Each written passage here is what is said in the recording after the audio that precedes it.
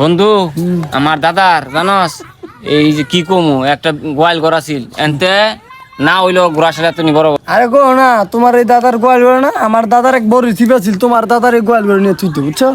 এত বড় বড় রিসিভ আছিল তোমার দাদার না? এনতে বালাইতে বঙ্গোপসাগরে গিয়ে পড়তো দেহওয়ালা কত বড় বড় রিসিভ আছিল আঙ্গ জন্মে আমরা কি করছি সকালতে সন্ধ্যা পর্যন্ত খালি গরু ঢুকতো বুঝছো এত বড় গোয়াল ঘর আছিল এত বড় গোয়াল ঘর সকালতে সন্ধ্যা পর্যন্ত খালি গরু ঢুকতো মানে গোয়াল ঘর আর পড়তো না আর জানো আমার দাদার হ্যাঁ। এত বড় ধান খেত আছিল হ্যাঁ। সকালে গরু লয়ে গেছে রাইতো আইছে না গরু এত বড় ধান খেত আছিল আয় হায় তুমি কও কি এত বড় ক্ষেত এত বড় খেত আছিল আর কি কমু তোমার গোয়াল ঘর মিয়া সারাদিনে একটা গরু ঢুকতো বুঝছো একটা গরু এত বড় গরু আছিল এত বড় গোয়াল ঘর সারাদিনে মাত্র একটা গরু ঢুকছে বুঝছো এত বড় গোয়াল ঘর আছিল একটা গরু ঢুকছে আর বোঝো আঙ্গ খেত কত বড় আছিল খালি গরু গ্যাস হই খালি গ্যাস হই গরু আর শেষ হইছে না গরু শেষ হয়েছে না কিন্তু ক্ষেত জায়গা তৈরি খেত জায়গা তৈরিছে